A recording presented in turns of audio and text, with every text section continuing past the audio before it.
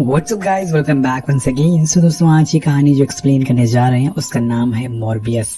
So guys, Morbius fans के लिए one of the most awaited movie थी। तो यहाँ सोनी मार्वल ने अपना एक अलग यूनिवर्स बनाना चाहता है कि जिसमें वो स्पाइडरमैन, वेनम और मॉर्बियस जैसे सुपर हीरो को रखना चाहता है। तो ये कहानी भी उन्हीं में से एक सुपर हीरो की है जिसका नाम है मॉर्बियस। कहानी शुरू होती है और हम जंगल में एक हेलीकॉप्टर को देखते हैं जिसमें से हमारा lead character doctor Michael Morbius बाहर निकलते हैं। वो अपने साथ एक कंटेनर भी लाए थे। उनके साथ ही इस कंटेनर को एक गुफा के सामने रख देते हैं। उस कंटेनर में एक हाई टेक मशीन होती है। अब मॉर्बियस अपना हाथ काट कर उस मशीन पर रख देते हैं। तभी उस गुफा से हजारों की तादाद में चमगादड़ उसकी तरफ आने लगते हैं, जो कि उसके खून को स्मेल करके उसकी तरफ आने लगते हैं। और इसी के साथ कहानी पास में 25 साल पहले चली जाती है। यहाँ हम मॉर्बियस का बचपन देखते हैं। उसे बचपन से ही एक रेयर डिसीज है जिसमें वो सही से चल नहीं पाता।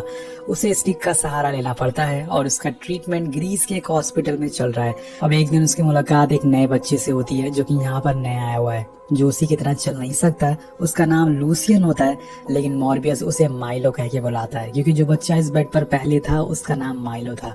अब वो आपस में बातें करने लगते हैं कि उनकी बीमारी कभी ठीक नहीं हो सकती।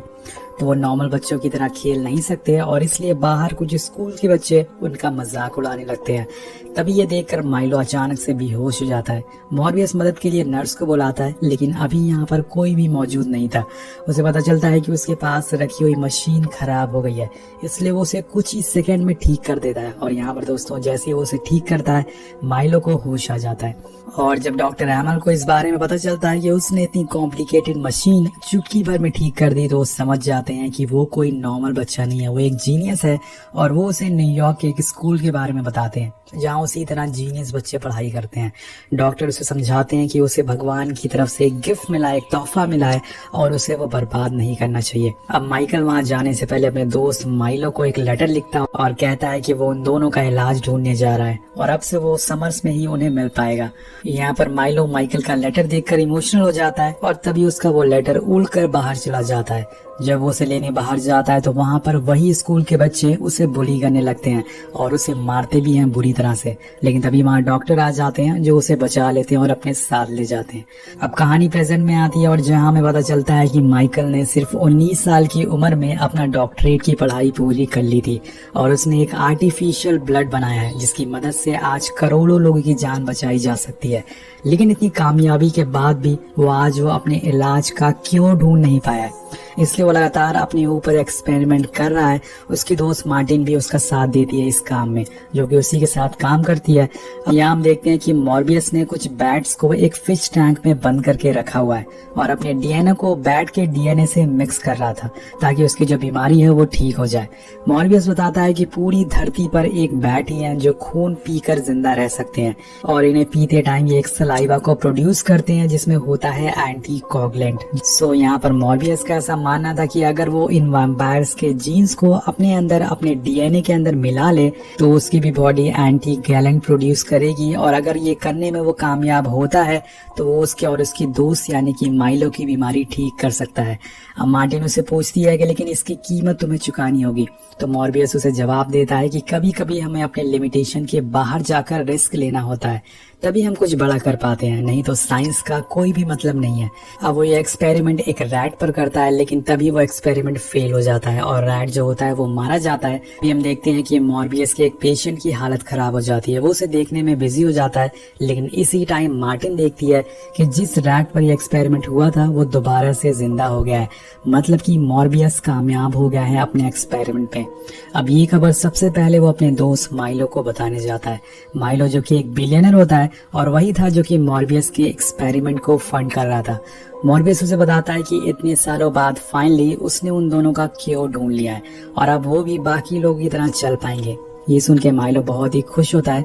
अब अगले सीन में हम एक बड़े से शिप को समुद्र के बीच में देखते हैं जहाँ माइकल इस एक्सपेरिमेंट को अपने ऊपर ट्राई कर रहा था। इस शिप में कुछ और भी लोग मौजूद होते हैं। अब इस एक्सपेरिमेंट में वो मार्टिन की मदद लेता है और उसे बनाए हुए सीरम को अपने अंदर इंजेक्ट कर लेता है, लेकिन थोड़ी देर बाद ही वो तड़पने लगता है और फिर शांत हो जाता है। थोड़ी देर बाद वहाँ एक सिक्योरिटी वाला आता है और पूछता है कि यहाँ पर क्या चल रहा है और तभी मार्टिन देखती है कि माइकल अपनी जगह पर नहीं है, बल्कि वो तो ऊपर छत पर लटका हुआ है। इससे पहले कि ये लोग कुछ समझ पाते, मॉर्बियस उस आदमी को मार डालता है और उसका खून पी जाता है। मार्टिन ये देखकर बहुत ही ज्यादा डर जाती है और उसे एक चैम्बर में बंद कर देती है। मार्टिन उसे बार बार समझा रही थी कि मॉर्बियस ऐसा मत करो, ऐसा मत करो, लेकिन मॉर्बियस के अंदर एक सुपर स्ट्रेंथ आ चुकी थी। तभी यहाँ कुछ और लोग आ जाते हैं और वो मार्टिन को धक्का देकर मॉर्बियस से लड़ने की कोशिश करते हैं। और तभी दोस्तों देखते ही देखते मॉर्बियस उस शीशे को तोड़कर बाहर आ जाता है और उसके अंदर जो स्पीड और स्ट्रेंथ दोनों आ गई थी, जिस वजह से कुछ ही पलों में एक एक करके वो सभी को मार डालता है। तो यहाँ उसके अंदर वैम्पायर की शक्तियाँ आ चुकी थी, लेकिन थोड़ी देर बाद ही वो फिर से नॉर्मल हो जाता है और मार्टिन को बेहोश देखता है। उसे पता नहीं था कि उसके साथ क्या हुआ था, उसने अपना कंट्रोल कैसे खो दिया था। वो सीसीटीवी में खुद को देखता है कि उसने कैसे लोगों को बेरहमी से मार दिया था। वो तुरंत पुलिस को कॉल लगाता है और अगले दिन 2 ऑफिसर इस जगह को इन्वेस्टिगेट करने आते हैं, साइमन और एजेंट। यहाँ इन्हें 8 लोगों की लाशें मिलती है, लेकिन सभी बॉडीज में एक बूंद भी खून नहीं था। अब अगले दिन माइकल मार्टिन से मिलने हॉस्पिटल जाता है, लेकिन वहाँ पर उसकी हालत बहुत ही खराब थी। तो यहाँ से वो सीधा अपने लैब पहुँचता है, लेकिन तभी वो वैम्पायर में बदलने लगता है और अब उसे चाहिए था खून। वो अपना ही बनाया हुआ आर्टिफिशियल ब्लड को पीने लगता है, जिससे कि वो थोड़ी देर में नॉर्मल हो जाता है। मतलब दोस्तों मॉर्बियस को समय समय पर खून पीना होगा, तभी वो नॉर्मल रह सकता है। और यहाँ उसकी बीमारी भी ठीक हो चुकी है, लेकिन उसे एक कीमत चुकानी पड़ी है। अब मॉर्बियस कल तक जो चल नहीं सकता था, आज वो दौड़ सकता है और उड़ भी सकता है। उसके अंदर सुपर स्ट्रेंथ आ चुकी है, लेकिन यह आर्टिफिशियल खून उसे ज्यादा देर तक कंट्रोल में नहीं रख सकता। इसे वो सिर्फ 6 घंटे तक कंट्रोल में रख सकता है और अब उसे ताकत के लिए इंसानी खून पीना पड़ेगा। इसलिए वो खुद को एक चैम्बर में बंद कर लेता है और देखना चाहता था कि अगर वो ब्लड कंज्यूम ना करे तो उसके साथ क्या होगा। और अब धीरे धीरे वो पूरी तरह से पागल होता जा रहा था। उसकी हालत बहुत ही ज्यादा खराब होने लगती है, लेकिन तभी उसे मिलने माइलो आता है और उसकी हालत देखकर उसे खून देता है। माइलो देखता है कि मॉर्बियस पहले से ज्यादा स्ट्रांग है और वो चल भी सकता है। अब ये देखकर उसे पता चल जाता है कि मॉर्बियस ने क्योर बना लिया है। वो उसे उस सीरम मांगता है, लेकिन मॉर्बियस उसे देने से मना कर देता है, क्योंकि उसे पता था कि इसके लेने के बाद क्या होता है। माइलो उसे जिद करने लगता है और तभी मॉर्बियस वैम्पायर के रूप में आ जाता है और उसे यहाँ से जाने को कहता है और कहता है कि ये इलाज नहीं बल्कि एक श्राप है। मैंने कई बेकसूर लोगों को मार दिया है, तुम भी ऐसा करना चाहते हो। अब अगले सीन में ऑफिसर्स मार्टिन से पूछताछ करने हॉस्पिटल आते हैं और उस शिप में क्या हुआ उसे जानना चाहते थे, लेकिन मार्टिन उन्हें कुछ भी नहीं बताती और कहती है कि उसे अभी कुछ भी याद नहीं है और उन्हें वहां से जाने को कहती है। अब इसी हॉस्पिटल में हम एक नर्स को देखते हैं जो किसी अनजान चीज को अपनी तरफ आते हुए देख रही थी। वो उसे बचकर भागने लगती है, लेकिन तभी वो अनजान चीज उसे जान से मार देती है। तो हो सकता है कि ये मॉर्बियस हो दोस्तों। अगले दिन मॉर्बियस मार्टिन से मिलने हॉस्पिटल आता है और तभी उसे कुछ अजीब सेंस या फिर फील होता है। जब वो बाहर जाता है तो उसे वही नर्स की लाश दिखती है जिसकी बॉडी से सारा खून निकाल लिया गया था। ये देखकर मॉर्बियस समझ जाता है कि ये उसी का काम है और अब बस बहुत ही ज्यादा हो गया, यहाँ से उसे जाना होगा, नहीं तो लोग ऐसे ही मरते रहेंगे। अब वो कुछ आर्टिफिशियल ब्लड लेता है और वहां से जाने लगता है, लेकिन जैसे ही वो बाहर निकलने वाला होता है वहां पर उसे साइमन और एजेंट मिलते हैं। साइमन कहता है कि उसके आर्टिफिशियल ब्लड की वजह से उसका हाथ आज सही सलामत है। वो उसका शुक्रिया अदा करता है, लेकिन साइमन उससे कहता है कि आप तो काफी फिट लग रहे हैं, आपने अपना इलाज के लिए पूरी जिंदगी लगा दी। और उससे कई सवाल पूछने लगता है कि वो उस बोट पर क्या कर रहे थे। तो मॉर्बियस कहता है कि मैं चल नहीं सकता, तुम्हें क्या लगता है कि मैं उस बोट पर कैसे जाऊंगा। लेकिन उन ऑफिसर को उस पर शक होने लगता है और वो उसे रोकने की कोशिश करते हैं, लेकिन तभी दोस्तों मॉर्बियस वैम्पायर में बदल जाता है और उन दोनों को मारकर गोली की रफ्तार से वहां से टेरिस पर पहुंच जाता है। वो टेरिस से कूदने ही वाला था, लेकिन तभी वहां पर साइमन आता और कहता है कि बस बहुत हुआ और उसे पकड़कर जेल में डाल देता है। अगले सीन में हम मॉर्बियस को जेल में देखते हैं, जहां वो एक डायरी में लिखता है कि अब आर्टिफिशियल ब्लड ने काम करना बंद कर दिया है, उसे कुछ करना होगा नहीं तो बहुत ही बुरा हो जाएगा। अगली पल उसे मिलने वहां ऑफिसर आते हैं, वो अपने साथ होली वाटर लेके आए हुए थे। तो उन्हें कहीं ना कहीं लगता है कि मॉर्बियस के अंदर कुछ भूत घुस चुका है। अब साइमन उसे बताता है कि कल जिस नर्स को उसने मारा था उसकी एक बेटी है और वो आज अनाथ हो चुकी है, लेकिन तुमने उसके बारे में कुछ नहीं सोचा। तुमने ऐसा क्यों किया? तुमने उसे क्यों मारा मॉर्बियस? तो मॉर्बियस कहता है कि इसका जवाब उसे खुद भी नहीं पता। अब साइमन उसे असली सवाल पूछता है कि उसने अपने साथ क्या किया है, लेकिन मॉर्बियस उसे कुछ भी नहीं बताता और एक दहाड़ मारता है, जिसके बाद वो दोनों वहां से चले जाते हैं। अब थोड़ी देर बाद उसे मिलने माइलो आता है और कहता है कि तुम्हारी जगह ये जेल नहीं है, तुम्हें बाहर होना चाहिए था, और फिर वो वहां से चला जाता है। लेकिन तभी मॉर्बियस देखता है कि माइलो अब चल पा रहा है। ये देखकर वो समझ जाता है कि माइलो ने वो सीरम कंज्यूम कर लिया है, और ये जानकर मॉर्बियस बहुत ही ज्यादा गुस्से में आ जाता है और माइलो जो खून का पैकेट यहाँ पर छोड़ कर गया था वो उसे पी लेता है, और फिर वो जेल तोड़कर वहां से बाहर आ जाता है। अब मॉर्बियस पूरे शहर को सेंस करता है और पता लगाता है कि माइलो इस टाइम कहाँ पर है। इधर माइलो एक एक करके और लोगों को मारता जा रहा था और यहाँ वो एक और आदमी को भी मार देता है। लेकिन तभी वहां पर मॉर्बियस उसके पास पहुंच जाता है और गुस्से में कहता है कि मैंने तुमसे कहा था कि वो सीरम मत लेना। लेकिन माइलो को तो अब दोस्तों यहाँ पर मजा आ रहा था। अब यहाँ पर वो एक सच बताता है कि उस नर्स को किसी और ने नहीं बल्कि उसी ने मारा था, और कहता है कि ये कोई श्राप नहीं बल्कि एक वरदान है। अब मैं आजाद महसूस कर रहा हूँ। अब मॉर्बियस उसे समझाता है कि तुम अब वो माइलो नहीं रहे जिसे मैं मिला था।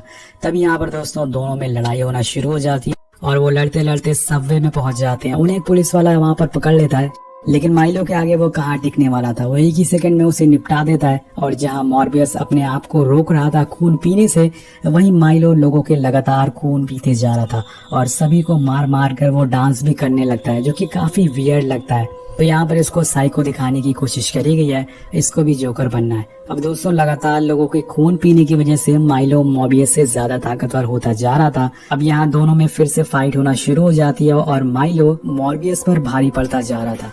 लेकिन मॉर्बियस अपनी पूरी एबिलिटी को यूज करके उड़ने लगता है और वहां से किसी तरह से उसे चकमा देके भाग जाता है। अब अगले दिन वहां पर जब पुलिस की टीम आती है तो उन्हें लगता है कि उन ऑफिसर को मॉर्बियस ने ही मारा है और अब वो मोस्ट वांटेड बन चुका था। इसलिए अगले दिन वो छुप कर मार्टिन से मिलने जाता और उसे बताता है कि उस नर्स और पुलिस वालों को उसने नहीं बल्कि माइलो ने मारा है। वो खुलेआम बाहर घूम रहा है। अब वो मार्टिन को लैब से कुछ चीजें लाने को कहता है। इसी टाइम हम कुछ लड़कों को देखते हैं जो कैशियर को नकली नोट दे रहे थे, लेकिन वो लेने से मना कर देती है, लेकिन वो उसे किसी तरह से मना लेते हैं और मॉर्बियस ये सारी चीजें देख रहा था। अब वो उस लड़के का पीछा करता है और उसके लैब में पहुंच जाता है जहां पर वो फेक करेंसी छाप रहे थे।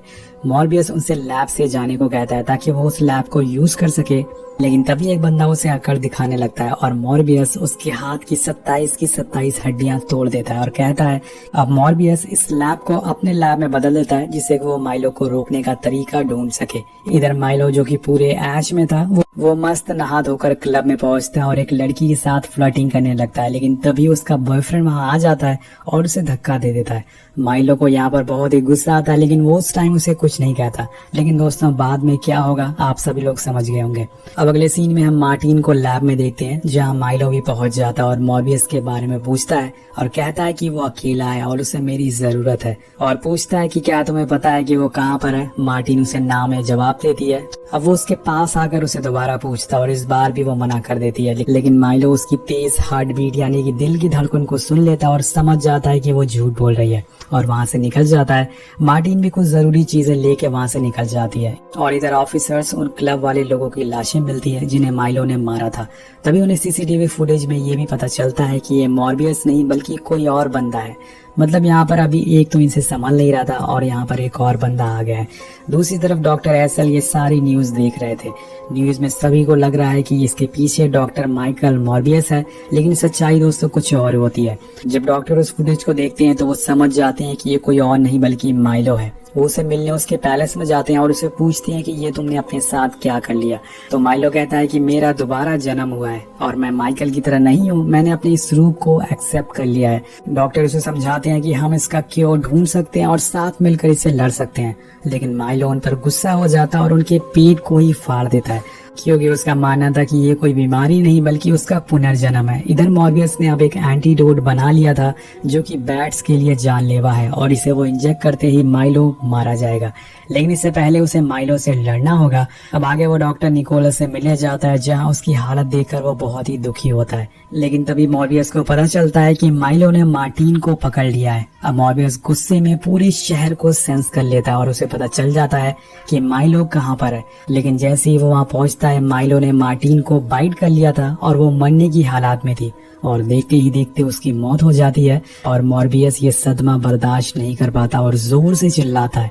तभी वहां पर माइलो आ जाता है और फिर उन दोनों में भयंकर वाली फाइट शुरू हो जाती है। लेकिन माइलो दोस्तों मॉर्बियस पर भारी पड़ रहा था क्योंकि उसने इंसानी खून को पी रखा था। वो मॉर्बियस को एक रॉड पर लटका देता है और लड़ने के लिए उसे उकसाता है। तभी मॉर्बियस पूरी ताकत से चिल्लाता है और उसकी आवाज उसके बैट्स सेंस कर लेते हैं और हजारों की तादाद में बैट्स उसके चारों तरफ उड़ने लगते हैं। माइलो उसे मारने की कोशिश करता है, लेकिन वो उन बैट्स को कंट्रोल करके उसे जोरदार पंच मारते हैं, जिससे वो दूर जाकर गिरता है और सारे बोट्स उसे काटने लगते हैं। इसी का फायदा उठाकर माइकल वो एंटीबॉडी उसमें इंजेक्ट कर देता है और माइलो अपने असली रूप में आ जाता है। अब माइलो मरने से पहले उसे सॉरी बोलता है और फिर उसकी मौत हो जाती है। मॉर्बियस कहीं ना कहीं इमोशनल होता है अपने दोस्त को मरकर, लेकिन जो भी उसने किया वो बिल्कुल सही था। अब जब ऑफिसर की टीम वहां पहुंचती है तो वहां से बहुत सारे बैट्स उड़ते हुए बाहर आते हैं और मॉर्बियस भी उसी में होता है। अब साइमन ये देखकर समझ जाता है कि उन्हें अब एक और सुपर हीरो मिल चुका है, जो कि है मॉर्बियस। कहानी के आखिर में हम मार्टिन को देखते हैं, जो अचानक से जिंदा हो चुकी थी। अब यहाँ पर दोस्तों वैम्पायर वाला कॉन्सेप्ट यूज किया गया है। माइलो ने उसे काटा था, इसलिए वो अब वैम्पायर में बदल चुकी है और इसी के साथ ये कहानी खत्म हो जाती है।